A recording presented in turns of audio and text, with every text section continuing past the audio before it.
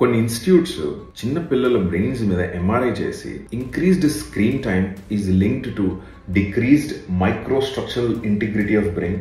Basically language నేర్చుకోవడానికి, communication skills నేర్చుకోవడానికి ఏదైతే సపోర్ట్ కావాలో అది తగ్గిపోతుందని కూడా రిపోర్ట్స్ చెప్తున్నాయి. పీడియాట్రిషియన్స్ చెప్పి కలిసిపోతున్నారు. స్క్రీన్ టైం తగ్గిండ్రా బాబు, weaker social skills, slow language development, poor cognitive functions.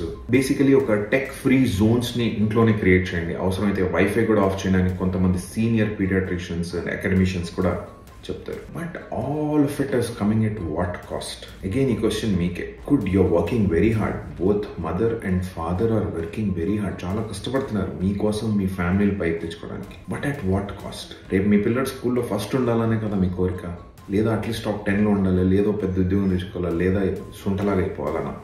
That is your choice. But majority of them want good future for their children. At cost of what? ఇవన్నిటి వల్ల వచ్చేదేమీ లేదు, పోయేదే ఎక్కువ. ఇప్పుడు ఈ స్పీచ్ థెరపీ బిజినెస్ కొన్ని billions of డాలర్స్లోకి చేరింది. దీని మీద ఒక డీటెయిల్ వీడియో కింద లింక్లో మెన్షన్ చేస్తున్నాను, ఖచ్చితంగా చూడండి.